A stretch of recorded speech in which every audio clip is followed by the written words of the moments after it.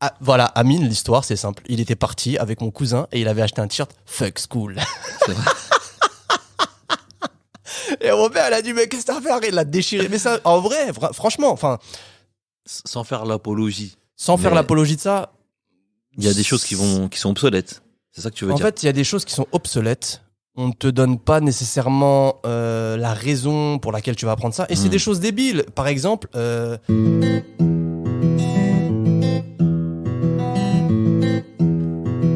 Hey, bienvenue sur Artisans d'Esprit, le podcast qui met en lumière les gens qui font tout pour s'accomplir. Valoriser l'état d'esprit de celles et ceux qui font nos cités de France. L'objectif est simple, comprendre ce qui se passe dans la tête d'une personne qui est prête à tout pour réussir. Surmonter ses épreuves et tout donner pour aller au bout de ses rêves. Authentique, sincère et sans langue de bois, comprendre qu'on n'a pas qu'une vie, mais qu'une mort, c'est là où je veux t'amener. À la fin de chaque podcast, je fais un parallèle avec les cultures urbaines. Alors, reste jusqu'au bout. C'est un podcast bimensuel que tu retrouveras les mercredis, un à la mi du mois et le second à la fin du mois. Merci pour ton soutien, tes commentaires, tes notes. Grâce à toi, ça permet de faire découvrir ce podcast au plus grand nombre. Aujourd'hui, je reçois Walid Kevlar, spécialiste en nutrition. Il nous parlera de sa passion pour le sport et pour la nutrition, et aussi de sa relation avec l'école. Écoute pas les conseils des gens, écoute leur histoire. C'est maintenant sur Artisans de l'Esprit. C'est comment va ton cœur? bah, très bien. Depuis que là, j'ai repris la course, très bien. Non, ça va très bien. C'est un petit peu stressé parce que demain, on a le premier week-end organisé. Donc, un petit peu sur le qui-vive. Mais non, très bien. Ma fréquence cardiaque est basse. C'est marrant, cette question-là me fait gaulerie parce que à chaque fois que je pose cette question à un mec, Et bah, il répond en fonction de son paradigme. ouais, C'est ça? ouais, de son anatomie surtout. Ok, super, merci pour ta réponse. Toi, t'es né à Aubergenville. Exactement. Et ensuite, t'as vécu une grande partie de ta vie à Mantes-la-Jolie. 90%. Ouais. 90%, ouais. Surtout dans le quartier des Brouets, c'est ça? Exactement. Et du coup, est-ce que tu peux raconter ton quartier Ouais. à travers ta jeunesse? Ouais, carrément. Bah alors moi, c'est un petit peu particulier parce que j'ai eu la chance de grandir en quartier, mais on était un petit peu à l'écart dans une zone pavillonnaire. Ok. Donc j'avais tous les avantages du quartier, Mhm. parce qu'il y a énormément d'avantages quand même à grandir dans un quartier, Comme? en termes d'expérience par exemple. Ouais. Tu vois énormément de choses, tu rencontres énormément de personnes, t'es face à beaucoup de choses, des choses bien, des choses moins bien. Ça forge ton caractère. Et puis ouais, enfin tu pars avec un handicap, donc on en parlera peut-être tout à l'heure, mais c'est bien d'avoir un handicap. Oh, tu peux, hein. Bah c'est bien parce que enfin c'est avec le recul que tu vois ça, parce que t'en as pas, enfin moi en tout cas j'en avais pas forcément conscience au début. Mais ouais, la discrimination, le fait que bah tu connaisses pas énormément de choses en dehors de ton quartier ou de ta ville. Moi, Les je dis codes aussi. Ouais, exactement, Ouais. les codes, ouais. Moi, j'allais à la fac en jogging, machin, ils me disaient, mais non, Walid, mais les chinos, mais on va étudier, laisse-moi tranquille, laisse-moi être à l'aise, tu vois. Et j'étais dans une zone pavillonnaire en dehors du quartier, donc en même temps, j'avais pas les inconvénients du quartier, donc bah dans tous les quartiers, il y a les trucs, enfin un peu. Un peu insalubre, les trucs comme ça. Ouais, exactement, Ouais. tu vois, même enfin c'est vraiment cliché de ouf, Ouais. mais c'était le cas, tu vois, dans les années 90-2000, les rodéos de moto, ceux qui Ouais. restent tard le soir, qui parlent, qui font du bruit, les machins, et du coup bah moi j'étais dans la zone pavillonnaire, donc en gros j'avais la vie de quartier, mais en même temps la tranquillité, et je pense que c'est c'était le best combo. Mhm. Donc c'était cool, ouais, c'était nice. T'as un petit souvenir à nous raconter? Ouais, Une anecdote, vas-y, comme ça. la comme ça, première tout de qui- suite, As-dingue. As-dingue, on était en train de jouer sur le terrain de foot et il débarque avec c'était quoi, c'est une Renault 19, un truc comme ça. Ouais. Oh, il fait des dérapages sur le. Ouais, franchement, c'est le premier. Tu m'as dit une anecdote, voilà. Asdin, c'est qui? C'est un pote. Je Ouais, pense ouais. qu'à la base, ça s'appelle Asdin. Ouais, exactement, exactement. As-dingue, fou du volant. Franchement, ça doit faire, je sais pas, peut-être 15 ans, je l'ai pas revu. Ouais. Et s'il écoute, bah voilà, As-dingue, je pensais à toi. Petite dédicace, Ouais. ça fait toujours plaisir. Bon, franchement, là, tu m'as dit tout de suite et hop, boum. Parfait, parfait. Et du coup, comment s'est passée ta jeunesse à travers tes études, surtout bah peut-être lycée, collège aussi? Alors, vois bon, Collège, il n'y a pas grand chose à dire. C'était collège classique. C'était en ZEP, mais on avait énormément de moyens. Donc, on est parti faire. Enfin, je suis parti beaucoup de fois au ski avec eux. J'ai appris à faire du ski. Et après, je suis devenu encadrant de ski. Donc, avec mon bien. Ouais, franchement, c'était stylé de ouf. Ouais, j'avoue. Mais ça, c'était après. Mais collège classique. J'avais des bonnes notes, j'avais des facilités. On arrive au lycée à Magnanville, donc c'était un peu excentré, un petit peu à la campagne. Donc, c'était vraiment on va dire à la frontière entre les deux. Et c'est là déjà que je commence à me rendre compte du fait que j'ai fait ma scolarité en ZEP. La différence de niveau, alors un 15 où j'étais, et ici ça vaut un 11, tu vois, ce genre de choses. Donc j'ai commencé à réaliser ça. Après ça s'est plutôt bien passé, j'avais des facilités. En fait, j'avais des facilités quand je comprenais les choses. Ouais. Une fois que j'avais compris les choses, ouais, de fou. Ouais. Par contre, si je les comprenais pas, tu pouvais dire de toutes les manières, les machins, c'est mort. Après, c'est normal. Quand tu dis comprendre les choses, ça va dépendre des matières. Ça va dépendre des matières. En fait, ça Et va des surtout profs, peut-être. dépendre des profs. Et pour la petite anecdote, moi, j'avais fait une première S. Donc, je sais que maintenant, ça n'existe plus, mais j'avais fait une première S. J'arrivais pas. Vraiment, j'arrivais. Pourtant, t'as vu, j'ai fait fait une licence en nutrition. Il y a eu de la biochimie, des machins. Et je me rappelle en plus quand on est arrivé en premier cours de biochimie. Oui, la pompe NAK ATP dépendant. Parce que t'avais des gens qui revenaient de fac de médecine. J'ai dit, waouh, c'est quoi ça? Alors, en gros, j'avais fait ma première année de première S. Et ça allait pas du tout. Du coup, je me suis réorienté. Okay. Donc, j'ai refait une première ES, donc économie. Et j'étais dans une autre démarche j'étais dans une autre démarche complètement. Et je me suis rendu compte, après j'ai fait une spécialité maths au lycée. Et mon bac avec spécialité maths, je crois que je l'ai eu avec 18,5 ou 19. Genre, coefficient 18 000, je l'ai eu énorme. Tu vois. Mais je m'en suis rendu compte que les maths qu'on faisait en terminale, c'était exactement les maths sur lesquelles je butais. Ok. Et alors que je les enchaînais, mais de ouf. Genre, limite, je me rappelle, il y avait un pote avec moi, un Libanais, Adam. Non, Adam. Ouais, je suis désolé. Adam, je suis désolé. Et en cours, on se faisait t'as pris la tête, là. On se faisait des compétitions, genre qui c'est qui finit les exercices le plus vite. Ok. Et genre, c'était un kiff, c'était vraiment un plaisir. Premier contrôle, 20 sur 20, 19 gens, ils étaient choqués. Wow! Et on a explosé je dis on parce que on était vraiment en duo sur les maths. On a explosé le bac de maths, je crois, 18,5, 19. Et alors que c'était les mêmes que sur lesquels je butais. Donc non, en vrai, j'ai une bonne scolarité. Quand je comprenais les choses. Et quand je comprenais. En fait, c'est pas quand je comprenais les choses, mais quand on donnait du sens à ce que on m'enseignait. Ok. Et j'ai vraiment ça c'est une anecdote pour mon frère. J'ai vraiment Amine. Ouais, exactement. Grosse dédicace à Amine. Exactement, grosse dédicace. Amine. C'était un visionnaire. Ouais. Il était pas fou. C'est pareil pour la licence que j'ai fait. C'était très bien. Tu sais, ils t'ont donné plein de connaissances théoriques, etc., etc. Mais en vrai, de vrai, ce que j'utilise maintenant, la connaissance que j'ai, ce que je partage, ce qui a aidé énormément de personnes, même des milliers de personnes, parce qu'il y a beaucoup de personnes qui ont pris les programmes, qui ont échangé, que j'ai suivis, etc. En vrai, ce que j'ai appris à l'école, ce qu'on nous a forcé à apprendre, c'est 10% de ce que j'utilise. C'est fort quand même de dire que on nous force à apprendre. C'est par rapport à la réalité du terrain. Tu es bien sur les mots que. Ouais. Non, c'est vrai. On Écoute nous force. active. On nous force parce que c'est des trucs complètement débiles. Mais même. Voilà, Amine, l'histoire, c'est simple. Il était parti avec mon cousin et il avait acheté un t-shirt Fuck School. C'est vrai. Et mon père, il a dit, mais qu'est-ce que t'as fait? Il l'a déchiré. Mais ça, en vrai, franchement, enfin. Sans faire l'apologie. Faire l'apologie de ça. Il y a des choses qui sont obsolètes. C'est ça que tu veux dire? En fait, il y a des choses qui sont obsolètes.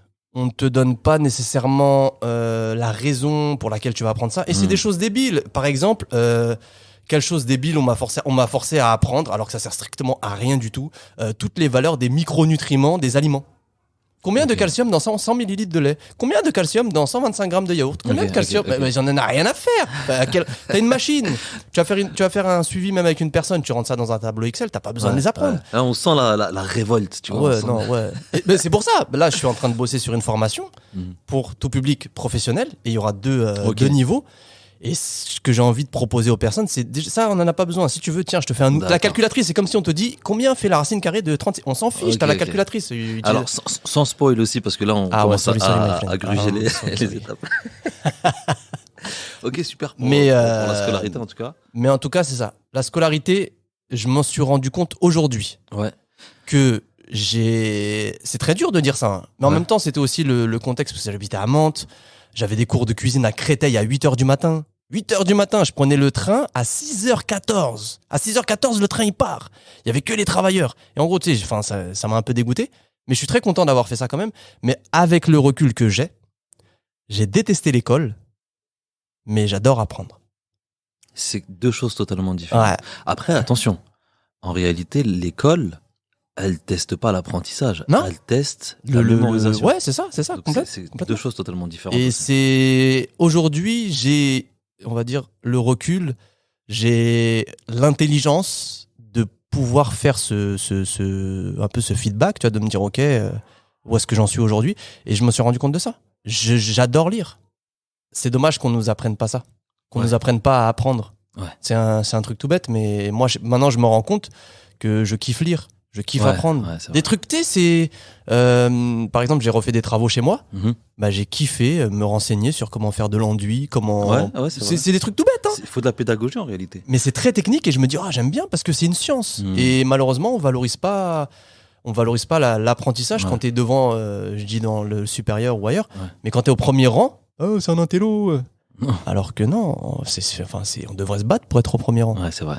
Mais malheureusement, on n'a pas ça. Et justement, moi, c'est ça que je veux, enfin, on va dire, avec mon pouvoir limité, pouvoir donner ça comme chose. Si moi, j'avais été plus jeune et que des plus grands m'avaient dit, à l'école, sois toujours au premier rang, tu vas voir, ça va te servir, tu vas apprendre plein de choses, c'est un pouvoir, et pas simplement dire le savoir est une arme, parce qu'en vrai, ça veut un peu rien dire, le savoir est une arme, ouais. Mais vraiment qu'on t'explique les raisons de pourquoi, etc. Bah, j'aurais gagné du temps énormément. Mais en plus, t'as dit un truc super intéressant et ça m'a renvoyé à moi et la lecture parce que j'aimais pas lire. Pourquoi j'aimais pas lire? Parce que ce qu'on me proposait comme lecture, c'était nul. La princesse de Babylone. Ça m'intéressait pas. Moi, j'ai pas eu ça, mais tu vois, c'est que des trucs théâtraux et tout, c'était pas fou. Par contre, la première fois que j'ai vraiment kiffé à lire, c'est quand le premier livre que j'ai fini, parce qu'en réalité, c'est ça. On peut commencer des livres, on les finit rarement. Le premier livre que j'ai fini, c'était tiré d'une histoire vraie de deux gars de cité qui faisaient un go-fast parce qu'ils voulaient s'en sortir. Tu vois ouais, carrément. Mais en vrai, ça a commencé à me faire kiffer lire, etc. Et puis, je me suis rendu compte qu'en fait, tu pouvais trouver de la lecture dans tout et n'importe quoi. Bien sûr. Donc, effectivement, il y a plein de choses à dire à ce niveau-là. Mais il y a d'autres choses aussi super importantes sur lesquelles j'aimerais bien aborder. Ensuite, je sais qu'à partir de 10 ans, tu commences à faire de la gymnastique. Ouais, un peu même avant. J'ai plus l'âge exact, mais j'allais dans les salles d'escalade, j'en faisais, Comment tu te retrouves comme ça, à kiffer le sport, à te retrouver dans la gym déjà, pour commencer? Bah écoute, mon frère faisait du foot, il avait un excellent niveau, et du coup, c'est le cliché, mais je suis un garçon, je fais du foot. Ouais. Sauf que j'aimais pas. En fait, c'est l'entraîneur qui m'a dégoûté du foot. Et j'aimais pas. Et moi, j'aimais bien faire des galipettes, courir, sauter. J'étais un casse-cou. Et du coup, on faisait les tours de... Parce que tu sais, il faut. En tout cas, moi, j'ai eu la chance de grandir dans une famille où on faisait du sport. Enfin, les enfants faisaient du sport et on devait inscrire au périscolaire le mercredi ou machin.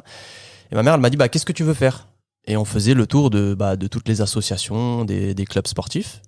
Et j'ai vu des tapis, des machins où on s'est dit, waouh, le sport, c'est de courir, sauter n'importe où. J'ai dit, je veux faire ça. Ouais. Et finalement, c'était pas vraiment ça parce que c'est militaire. C'est militaire. Tu fais ça exactement, machin, il y a l'échauffement, il y a le truc. En plus, il faut que tu pointes de pied tendu, tout droit. Mais vraiment, j'ai kiffé parce que en plus, j'avais mes amis qui en faisaient aussi.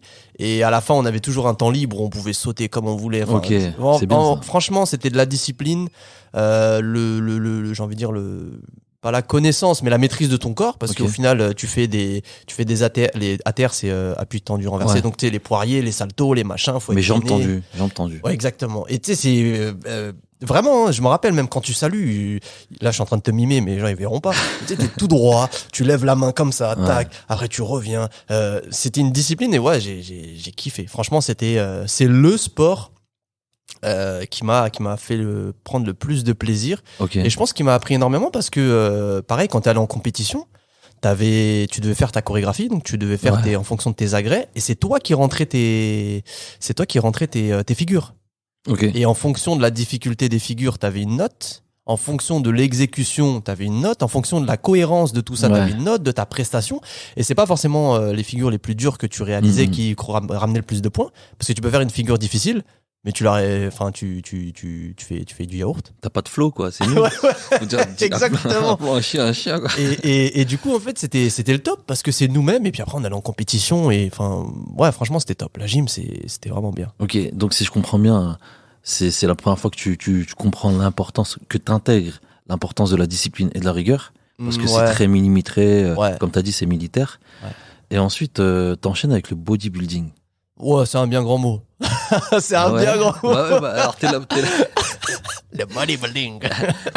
t'es là justement pour développer ça, parce que j'imagine que ça s'est pas fait du jour au lendemain. Alors, j'ai fait la gym. Ensuite, je touchais un peu à tous les autres sports au collège.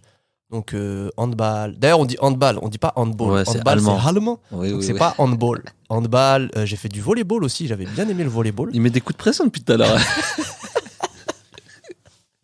Bienvenue sur Kevlar Diet. Aujourd'hui, Bob va nous Bah, raconter. dis donc, Tout le loup. Nice, t'y attendais my pas, friend. celle-là. Ah, c'est vraiment pas mal. Et du coup, je faisais ce genre de sport, mais plus pour le kiff. ouais. J'ai fait du judo pendant plusieurs années et à cette période-là, genre j'avais un idole, Bruce Lee. Genre pour être fort, faut être Ouais, comme Bruce Lee, faut ok. faire 1000 pompes, 1000 abdos, courir. Et du coup, c'était ça. Tu sais, dans ma chambre, j'étais comme ça, je faisais que des pompes, Ouais, je faisais ouais. des abdos, squats, mollets. Après, je partais courir comme un fou, vraiment comme un ouf. Mais c'était vraiment cool. Et donc, je faisais en parallèle le judo et j'avais jamais fait de muscu. Et du coup, après, je rencontre un pote qui est inscrit dans une salle. Donc, je crois que j'avais 17 ou 18 ans. Non, Ouais. même pas. Je crois que j'avais 15 ans. 15 ans, je commence la musculation. Et en fait, le coach qui a la salle, parce que c'était pas du tout comme avant, il y avait vraiment pas de ce qu'on appelle Globo Gym, il y avait pas de Fitness Park, Basic Fit, ça Ok. n'existait pas. C'était que des petites salles municipales Ouais. avec des gens balèzes, chauves, avec des veines partout sur le crâne, tu vois. Genre, ils ont Formulé. ils ont des prénoms comme Didier, Hervé, tu vois le style. Ça n'avait strictement rien à voir. C'est vraiment aux antipodes de ce qu'on a maintenant. Et le coach qu'on avait, c'était coach Khaled. Et lui, c'était un ancien. Chanteur de rail. Absolument pas. Mais il avait la dégaine.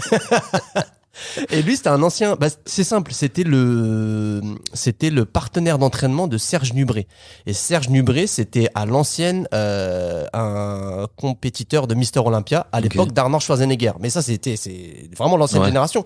Et lui, c'était son partenaire d'entraînement.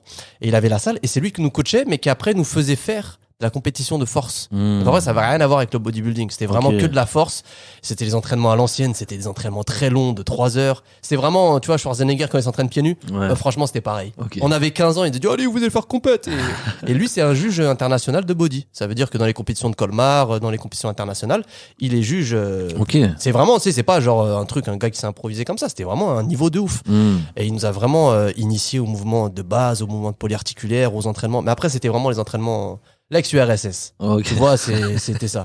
C'est 1h30, 3h, pardon. En fait, là, je commence vraiment à comprendre le délire. Pourquoi ? Parce que ce que les gens savent pas, c'est que ils doivent s'en douter un peu, c'est qu'on se connaît depuis à peu près une dizaine d'années, tu vois. Ouais.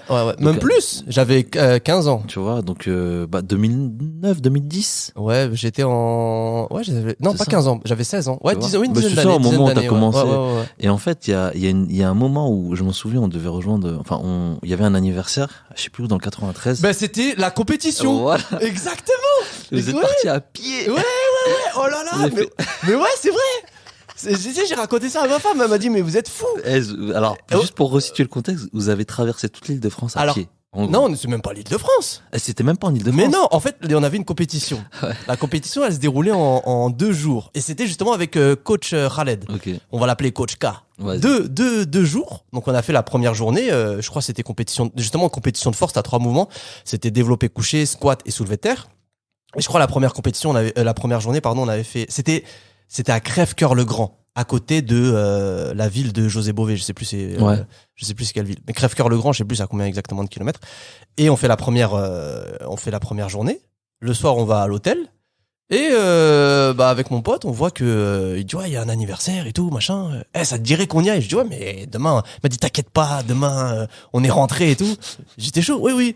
Je dis ouais, mais on va dire quoi au coach? Il m'a dit t'inquiète et tout, on va dire ok, vas-y, c'est bon.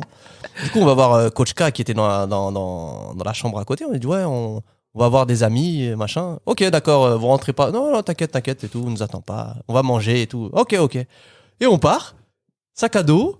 Et on va à pied.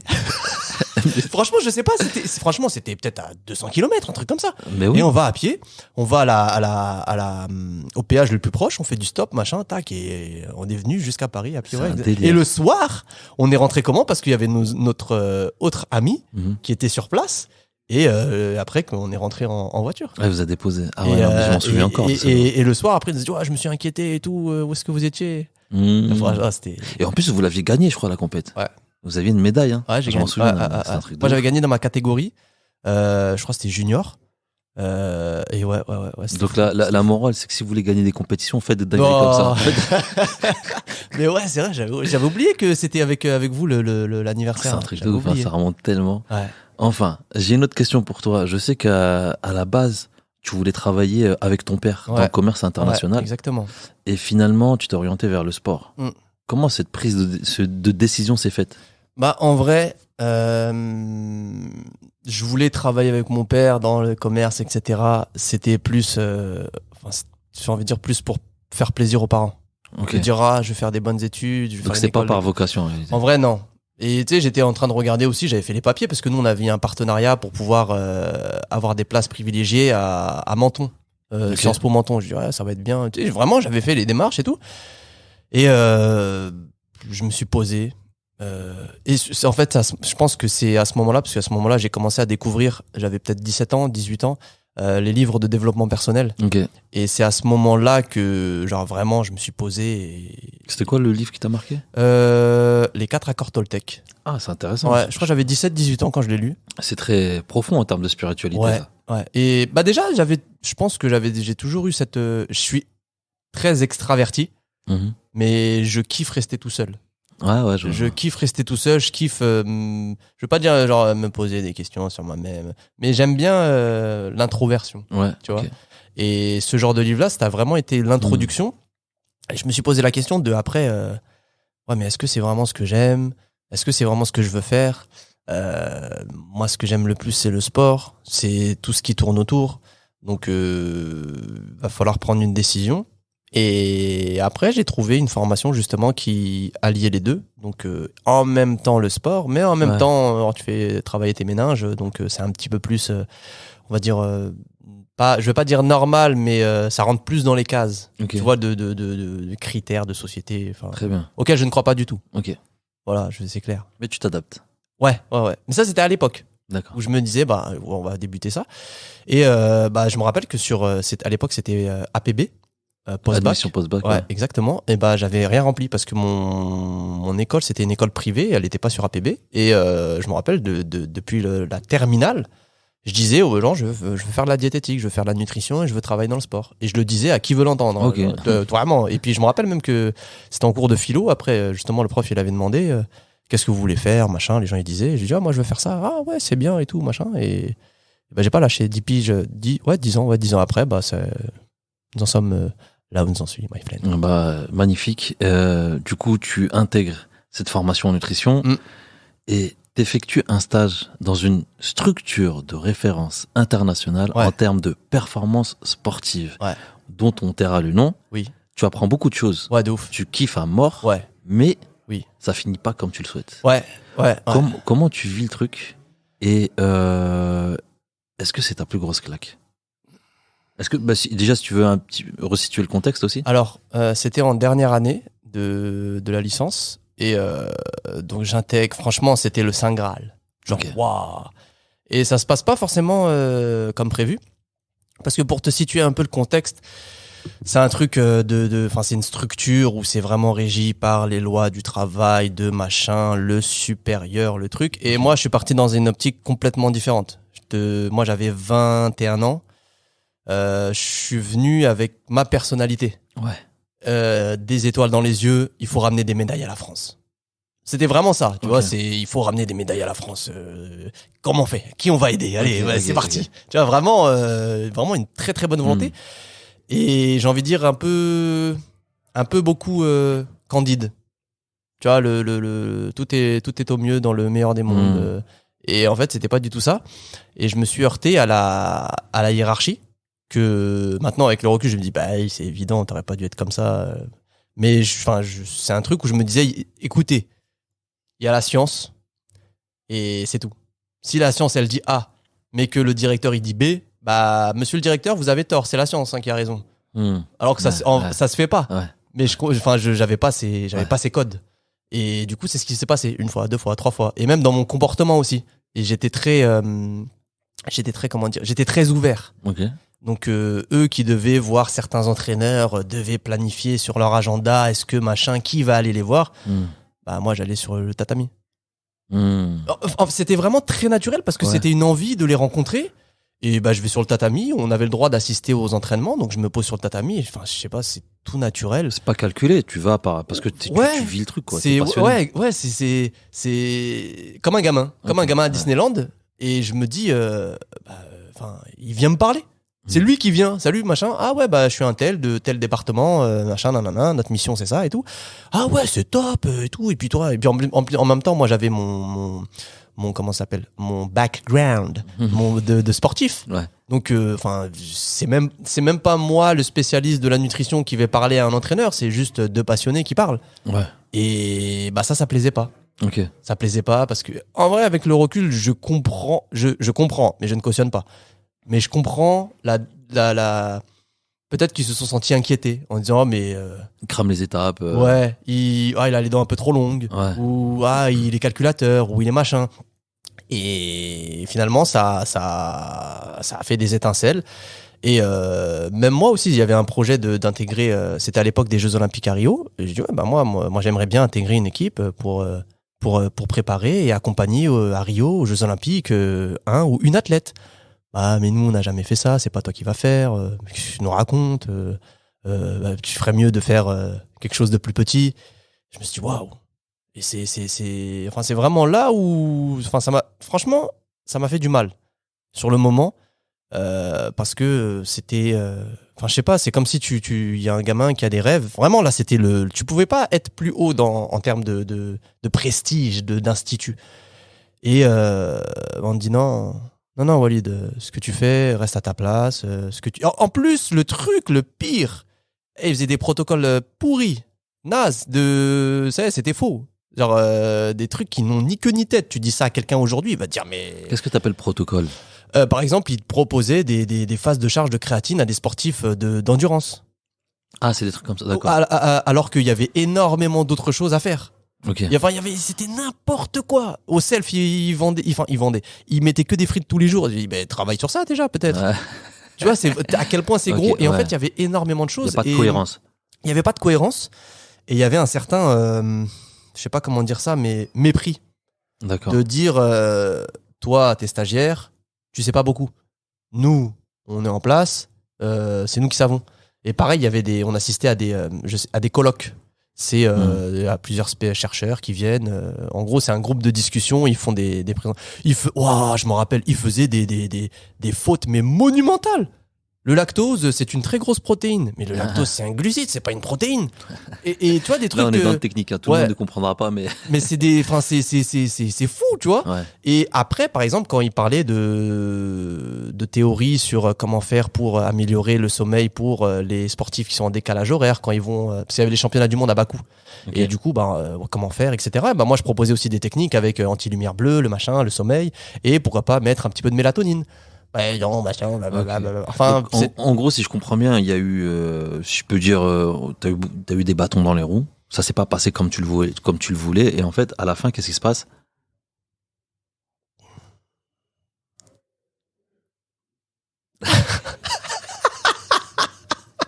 Je sais pas si je veux le dire.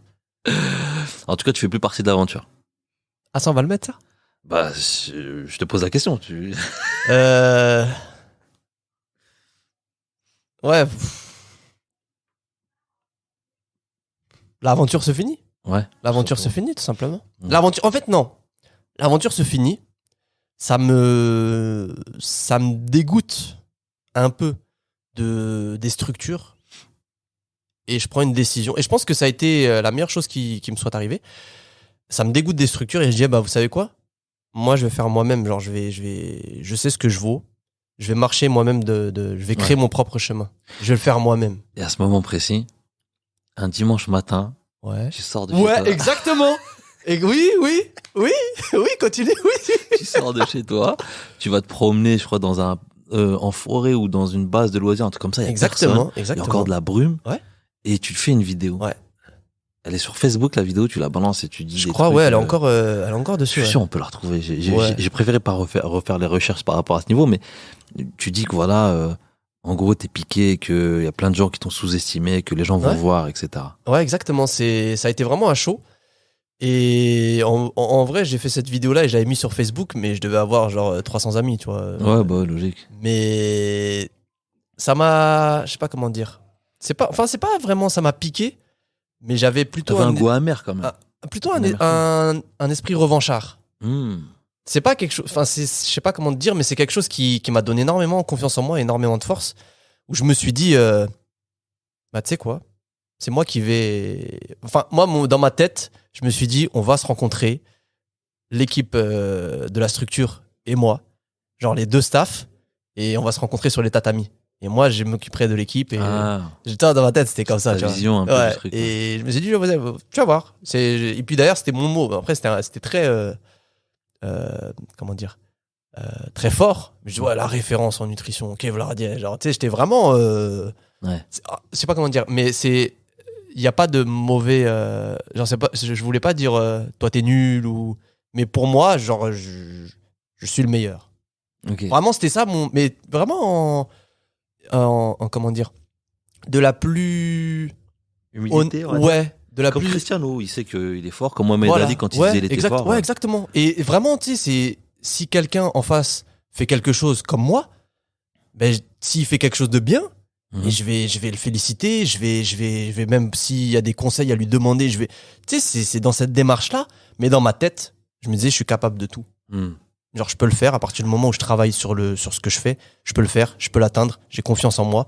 Et il y a personne, genre, qui peut me descendre. Mais ce qui est bien, c'est comme tu l'as dit, ça t'a motivé au point de donner confiance en toi.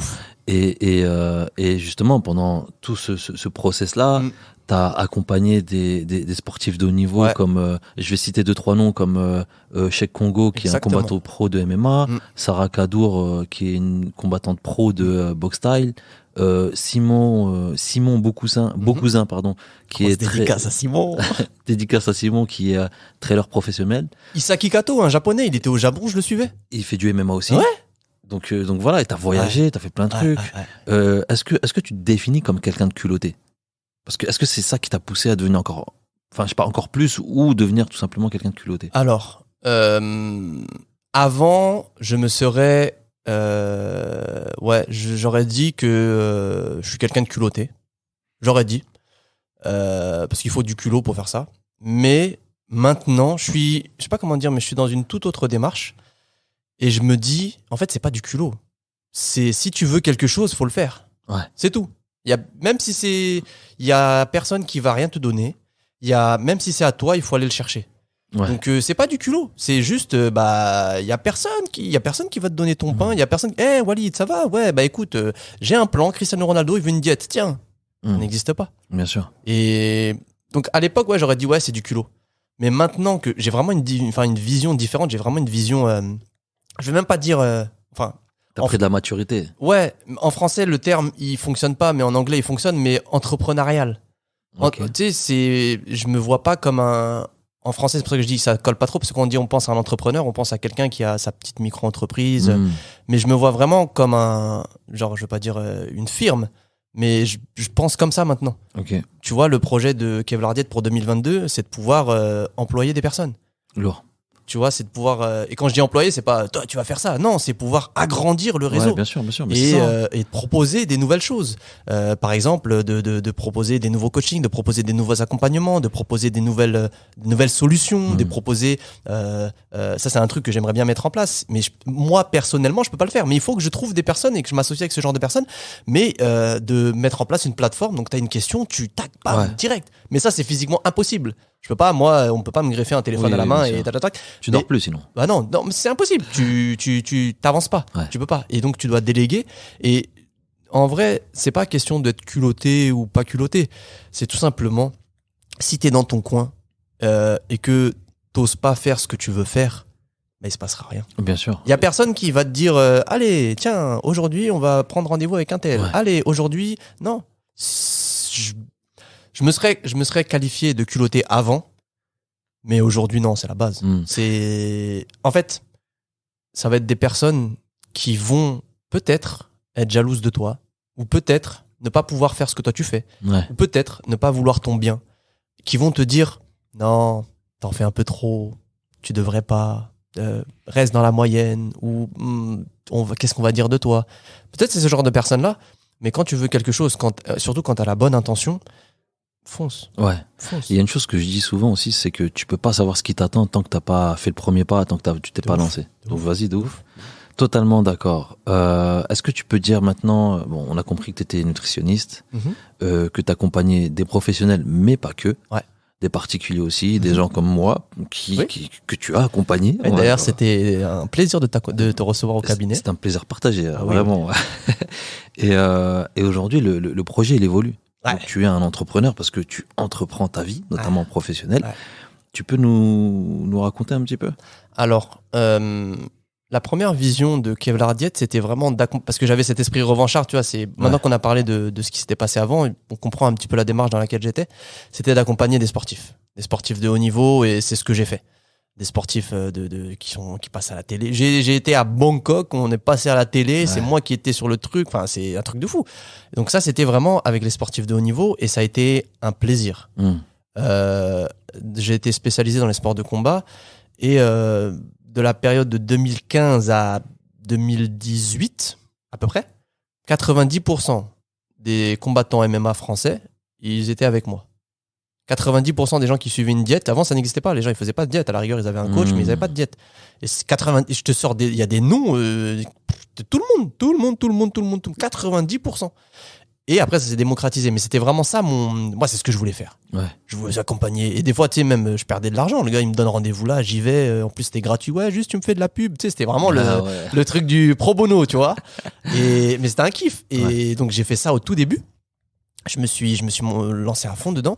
Et ça, c'était la vision, c'était l'ancienne vision. Et maintenant, la vision que j'aimerais adopter, enfin, que je travaille et que je développe, c'est de rendre ça accessible à un maximum de personnes. Parce que je me suis rendu compte que tu as beaucoup de personnes qui ne savent pas manger. Ah, clairement. Tu as beaucoup de personnes qui ont des douleurs, ont des problèmes de santé, qui jouent sur la vie au quotidien. C'est pas des trucs, j'ai un peu de gras, c'est juste ça. Ça, c'est rien. T'as un peu de gras, t'as un peu de surpoids, c'est pas grave. Mais quand t'as des problèmes de santé, t'as des problèmes de dos, t'as des problèmes de digestion, t'es ballonné tout le temps, etc. Ça joue sur tout. Et je me suis rendu compte que les gens ne savaient pas manger. Et c'est pour ça que tu dis que toi, tu le fais aussi parce que c'est très lié au mental, à l'état d'esprit. Bien sûr. Comment dire, c'est apporter une vision, parce que j'ai envie de démocratiser ça, parce que malheureusement, les personnes qui vont te donner, quand je dis les personnes, c'est, on va dire aussi des industriels, elles vont te donner ce genre de conseils-là, mais je vais pas dire toujours, mais c'est très souvent intéressé. Okay. Donc on va pas citer de nom, mais tiens, avec mon programme, tu te casses pas la tête, tu as les plats livrés chez toi et tu manges. Mais c'est bien. Mais la personne, quand elle arrête chez toi, est-ce qu'elle sait manger ? Donc elle est condamnée comme a drug dealer, my friend. Elle est condamnée. Ok, je mange ça, et si je suis dépendant. Pareil, quand on te fait un truc, un rééquilibrage, un machin, ça a fonctionné avec ce régime-là qui te fait perdre tant de trucs. Mais quand t'arrêtes, ça fonctionne plus. C'est normal, parce que ce truc-là, il t'enlève une famille d'aliments, il te frustre, machin. Mais c'est pas tenable sur le long terme. Donc du coup, tu fais quoi ? J'ai arrêté, j'ai repris du poids. Qu'est-ce que je fais ? Je culpabilise. C'était bien quand je faisais tel régime. Donc je retourne et en fait, C'est le serpent qui se mord la queue. Ouais, cercle vicieux. Exactement.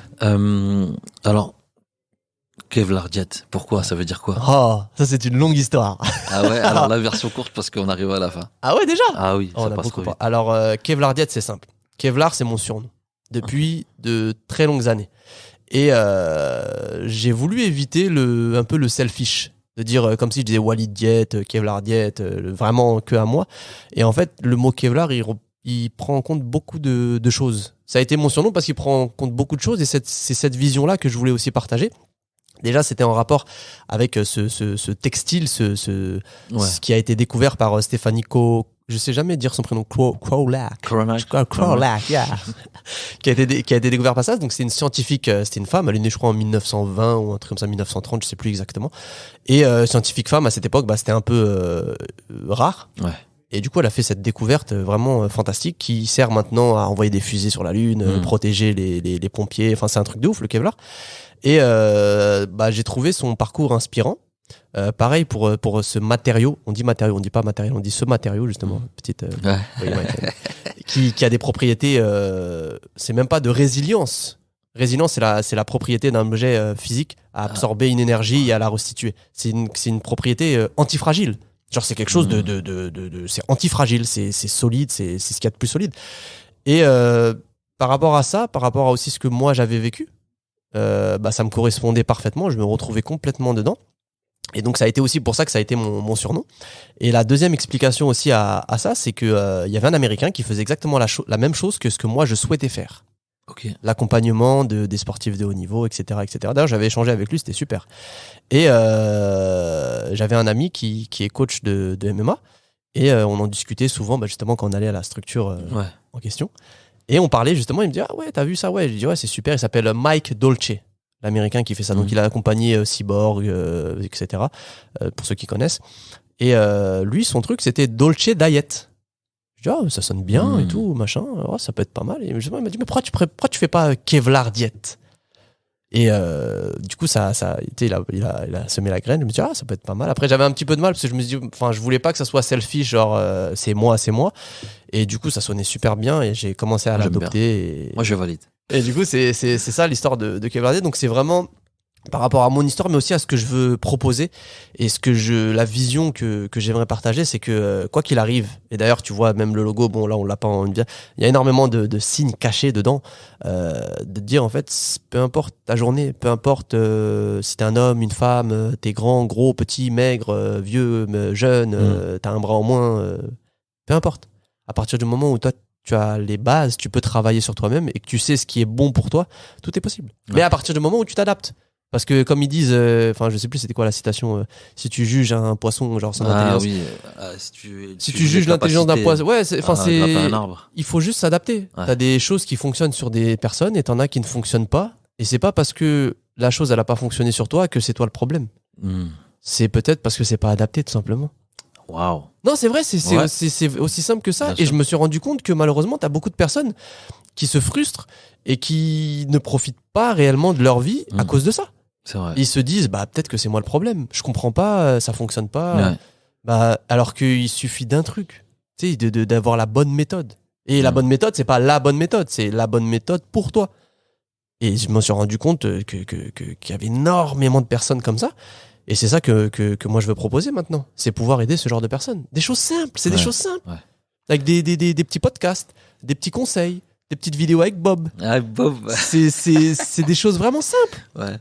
Et les rendre accessibles et se dire finalement ça fonctionne. Ouais. C'était pas moi le problème. Ok, merci pour ce partage. Alors je sais pas si je t'en avais parlé, mais j'essaie toujours de faire un parallèle à la fin avec au sens très large du terme les cultures urbaines. Ok. Et je suis content parce que je trouve que c'est très lié. Est-ce que tu connais le parcours du célèbre boxeur Vinny Paz? Non. Alors lui, on l'appelle le diable de Tasmanie. Okay. C'était dans les années 90. Okay. Tu vois, il était super léger.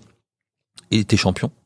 À 29 ans, il fait un grave accident de voiture. Okay. Donc il avait des broches dans la tête et tout, tu vois. Et le docteur lui a dit, tu pourras plus boxer. Lui, il a dit, c'est mort, je remonte sur le ring. Opérez-moi, etc. Il a dit, si je t'opère, tu peux même mourir, mais dans tous les cas, tu pourras pas boxer, c'est mort. Et Et en fait, lui, il s'est fait opérer. Donc, je crois que c'était en 91. Et 13 mois plus tard, il s'est entraîné. Tout le monde ne voulait pas qu'il s'entraîne parce qu'ils avaient tous peur pour lui, tu vois. Il s'est entraîné, il est remonté sur le ring et il a gagné 3 fois de suite le championnat du monde, tu vois. Et ce qui est fou dans son parcours, c'est que les gars, il avançait contre tous, tu vois. Il était pas soutenu, etc. Je vais te montrer une petite scène de la fin et on en rediscute après. Donc, quand il remonte sur le ring, il gagne et après, le journaliste, il vient, il pose des questions. Selon vous, quelle a été la plus grande tromperie dans votre cas? Le plus gros mensonge que vous ayez entendu?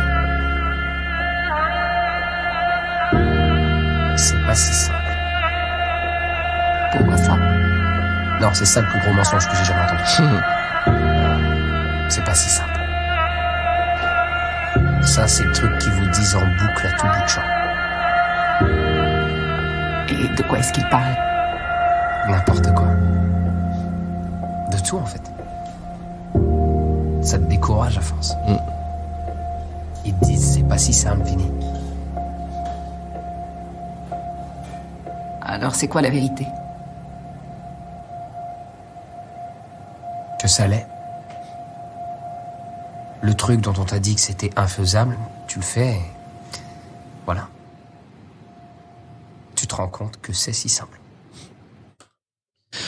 Alors, ça m'amène à une question. Tu l'avais jamais vu ce film? Non. Le film s'appelle Bleed for This. Il est incroyable. Vraiment, c'est un de mes films préférés.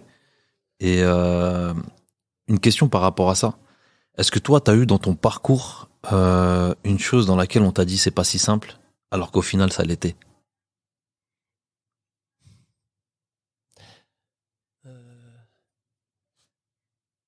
Je pense que je l'ai certainement. Oui. Là, dans la structure. Dans la structure. Dans la structure. Mais je pense que après, c'est mon tempérament et c'est avec les livres que j'ai lus, le développement personnel que j'ai fait, ça me passe au-dessus de la tête. Ouais. Ah ouais, tu peux me dire ce que tu veux. Franchement, tu me dis ce que tu veux. Ça va pas fonctionner. Mais c'est pas le truc de dire je l'ai fait parce qu'ils ont dit que c'était impossible. Non, ça c'est faux. C'est moi, je crois en moi. Ouais. Je sais que je peux le faire. En fait, je me pose jamais la question de est-ce que je vais pouvoir le faire. La question que je me pose, c'est comment je vais le faire. Ouais. Vraiment, c'est un cheminement dans ma tête. Il y a pas d'hésitation. Peu importe le domaine. Là, par exemple, je me prépare pour le marathon. Je me dis pas, je vais pas le faire. Je me dis, ouais, en combien de temps je vais le faire? Tu vois? Donc, d'accord. certainement, ouais, mais je donne pas d'importance. Parce que ces mêmes personnes-là qui vont te dire, c'est pas si simple, tu n'y arriveras pas. Quand tu le fais, ah ouais, comment t'as fait? Même elles vont te dire, je peux le faire avec toi. Ouais. Tu vois? Donc, Ok. non. Magnifique. Ouais. Merci pour ta réponse. Dernière question. Comme l'énigme marron, si tu devais faire le bilan de ta vie, tu dirais quoi en une phrase? Alhamdoulilah. Je peux pas dire plus, hein. Non, Tout a été dit. franchement, non, je suis fier et je suis content de toutes les choses que j'ai pu faire. Je suis content des choses difficiles qui me sont arrivées, parce qu'il y a des choses difficiles qui me sont arrivées, même si j'en parle pas. Très difficiles. T'as des personnes qui auraient fait des dépressions où ils en auraient parlé à toute la terre. Et je pense que ça, c'est des choses que tu dois garder personnelles. Mais je suis content parce que chaque chose, quand ça t'arrive, l'épreuve, t'as l'impression que ton monde, il s'écroule complètement autour de toi. Mais je me suis toujours dit, c'est une épreuve qui t'arrive. Il y a toujours une raison. Et tu vas voir que tu sais pas forcément c'est quoi la raison de cette épreuve-là. Mais quand elle va passer, avec le retour, tu vas dire, waouh, heureusement, ça m'est arrivé. Ouais. Et du coup, je suis content parce que j'ai réussi à avoir cette démarche-là. Je suis content parce que j'arrive à vivre de ma passion. Je suis content parce que je me suis marié avec une femme super. Je suis content parce qu'on passe du bon moment. Je suis content parce que je vis ma passion, tout simplement. Bah, magnifique. Ouais. Mortel. C'est cool. Ouais. Où est-ce qu'on peut te retrouver, Mr. Kevlar? Alors, on peut me retrouver en digital sur le compte Instagram Kevlardiet, sur le site internet aussi www.kevlardiet.com, sur la chaîne YouTube qui va prochainement arriver. Et normalement, d'ici 2022, un petit peu plus souvent en physique. Cool. Notamment avec des bootcamps, des entraînements collectifs, des formations et des séminaires. Et plutôt que séminaire, plutôt dire atelier, pour vraiment montrer l'accessibilité à tous. Et ben, on a hâte. Grosse force à toi. Gros merci à toi. Ça y est, épisode terminé. Ce que je retiens, 3 choses. En 1, être déçu par quelqu'un ou quelque chose ne veut pas dire qu'il faut abandonner, mais seulement essayer quelque chose d'autre, de nouveau, même si c'est dur. Surtout, garde en tête que c'est dur qu'au début. En 2, la bonne humeur, c'est important pour le cœur et pour les gens. Et en 3, le culot, ça aide et au final, tu le fais parce que tu le mérites.